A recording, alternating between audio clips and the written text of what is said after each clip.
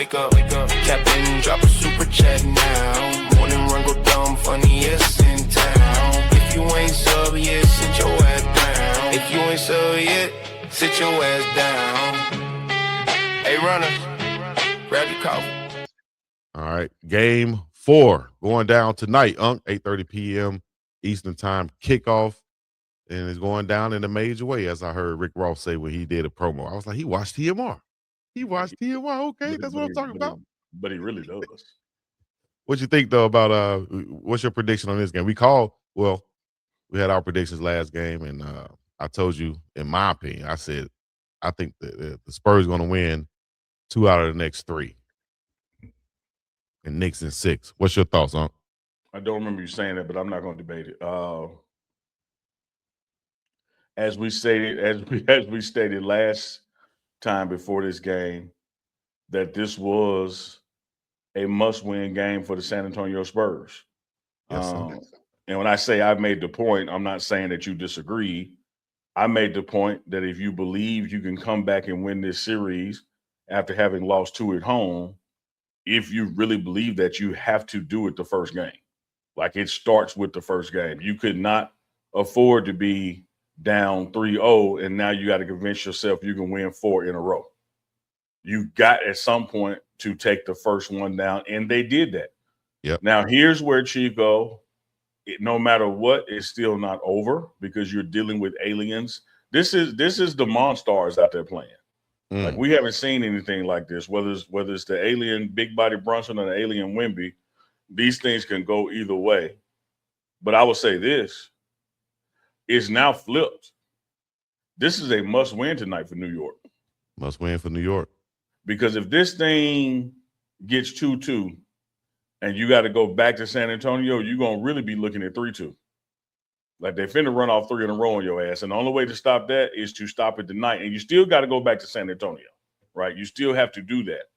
However, game 3 was a must win for San Antonio. This is a must win for the Knicks. San Antonio came in, man, not doubting it. They were like, hey, if they can win 2 in our crib, we can win 2 in their crib. Absolutely. They came in relaxed. They came in chill. They came in confident. They came in with a Wemby who said, you know what? I ain't looking at the bench for instruction. I ain't worried about the crowd. Y'all give me the damn ball. I'm going to the paint.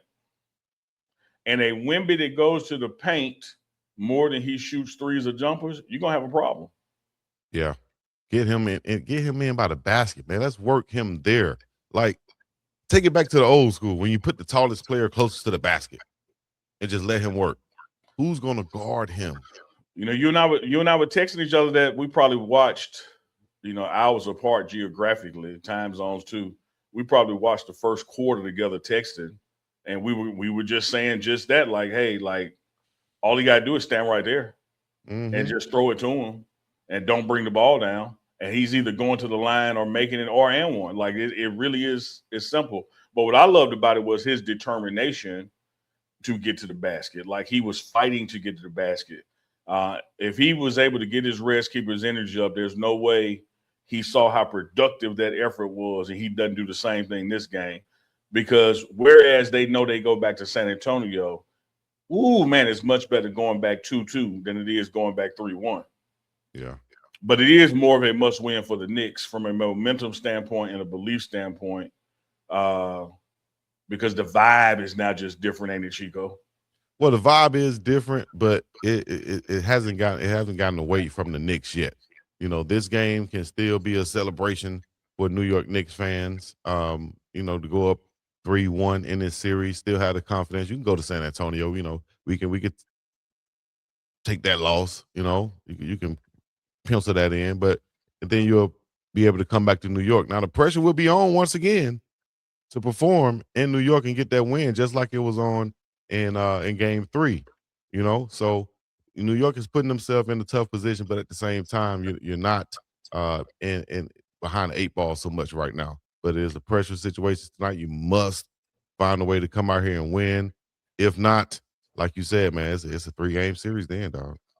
With the favor being in San Antonio, and the Knicks right now, the offensive production has dropped according to this report across the board when Jalen Brunson is on the floor during the NBA Finals. He's shooting only 37% in the finals when he was shooting nearly 50% over the first 3 rounds of the playoffs. So, and we saw that happen with OKC with the fall off of SGA and what it ultimately meant for the victor of the series. Like when your best guy, and here's one thing we got to do, man. You got the eyeball test, right? that's right. And from the eyeball test, there's no doubt about it, Brunson is doing a damn thing. Like the shots he's making and the situations that he's making them in, you in your eyeball test, like, damn, he balling. But when you go look at the stats compared to what he came into the playoffs or previous series doing, he's actually down.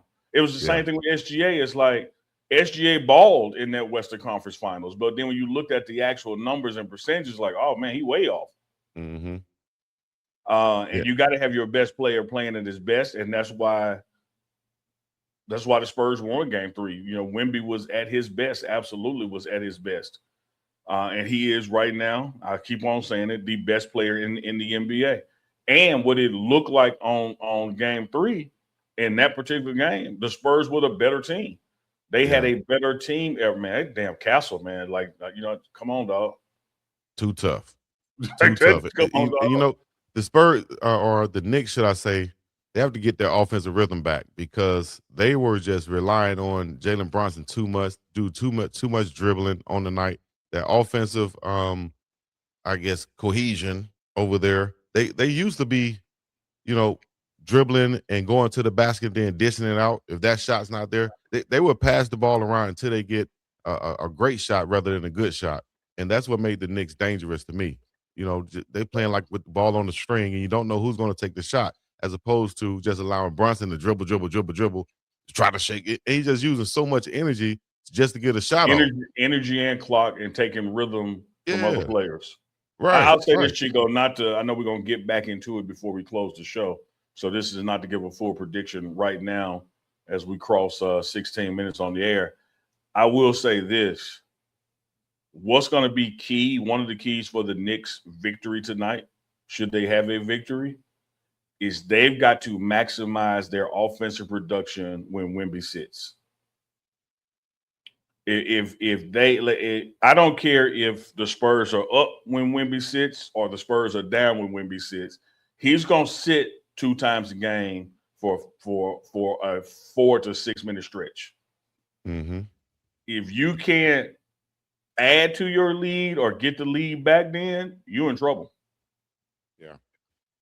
Well, they were able to get a couple of alley-oops at the basket with Castle, penetrate to the basket and dishing it off to Wemby, and he's just going up, dunking that thing like Shaq playing against some little bitty kids. That's what you have to damn do if you want to have a chance to win tonight. Wemby's going to have to play once again lights out, 32 points. He's up there with some of the greats as far as what he's been doing in this finals, Unc. That's great. Averaging 29 in the finals. Yep. That's great company right there. Hell yeah. That's the Magic Man, the Bean, and Wemby. Like, come on, man, 35-5 at age 22. Mm-hmm. And that's why I still say, okay, so clearly it's not going to be a sweep. They won one.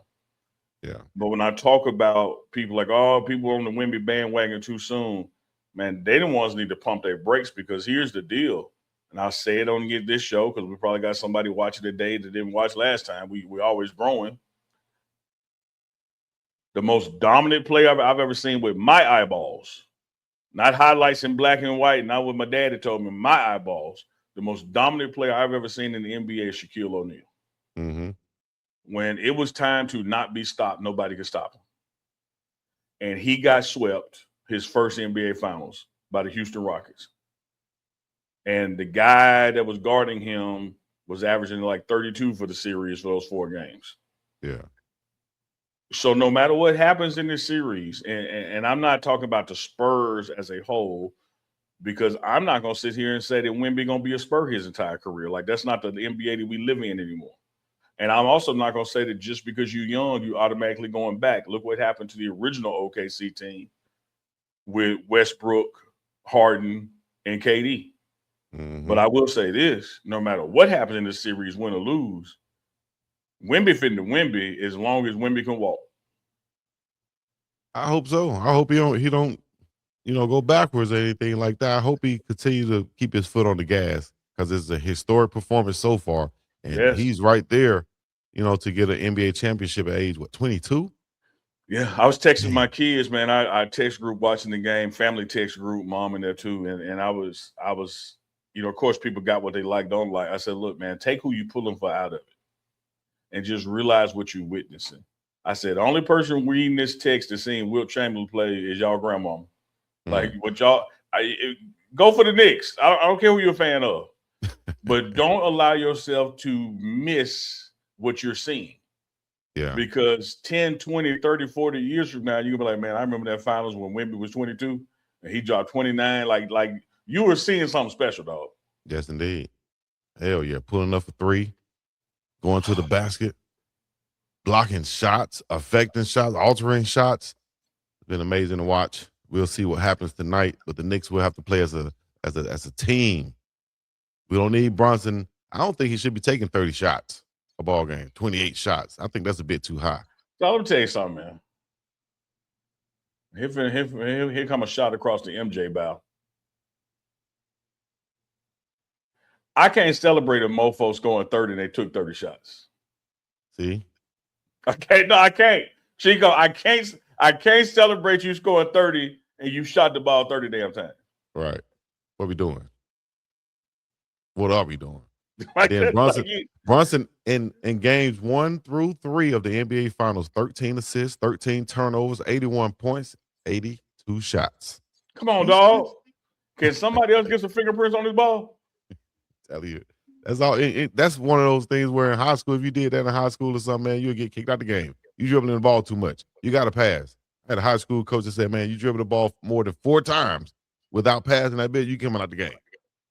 I think the playoffs, when Braun scores 60, they might have been playing Carolina. I can't remember who they were playing, but he was like 22 or 33 and scored 60. When That's you different. shoot the ball 30 times and don't score but 30 points, like come on, man. Like you just said, he 81 points in this series and shot the ball 82 times. What did you say? Oh, big man. 81 points, 82 shots, 13 assists, 13 turnovers. 81 damn shots, man. And you kneel on your turnover to assist ratio. Yeah. And you the guard. And so again now, when the ball in his hand, I'm like, oh shit, he finna do something magical. That's the eyeball test. When you go back and look at the data, you be like, that was really a bad game. Yeah. Like that really ain't nothing. We can't do that. This past game, Brunson, 11 of 25, 32 points. That's a little bit better. 3 of 5 shooting, 7 of 8 from the free throw line, 5 rebounds, 5 assists for him, but still -9 overall for the game. So, and we talked about this before, Chico, and I know we'll do it again, particularly if the Knicks prevail in this. When you talk about all-time Knicks, Brunson ain't got no foot in the door. He got half a leg, half a body in the door. They win this, he's going to be all the way in the door. Like he's going to be, Walt Clyde Frazier, Patrick Ewing, Willis Reed. He's going to be on that pantheon of Knicks players. And then what makes him special is these other guys I named were drafted as Knicks. He wasn't. Yeah. But it's like he was born into it almost with his dad. Oh, yeah. No, absolutely. Yeah. He's a naturalized citizen. Yeah. Yeah, no doubt about it. But, a lot of times to be that dude on a team or franchise, you had to be they had to have picked you. Yeah. No doubt. They got love for Brunson in the NYC. Question is, though, if he can get back on track and who's going to be the finals MVP if the Knicks do win or if the Spurs win. There's the odds right there. Y'all let us know what y'all think. Y'all go to MyBookie.ag and use the promo code BIWGDOWG. Y'all can see it right down there below. You can bet on the series, get involved in the action, or bet on the World Cup coming up too, huh? Got to watch some of the World Cup. Some football. I guess you call it soccer. You haven't had to keep me updated on that. I'll keep you updated. I will do. Wake up, Captain, drop a super chat now. Morning run, go dumb, funniest in town. If you ain't sub yet, sit your ass down. If you ain't sub yet, sit your ass down. Hey, runner, grab your coffee.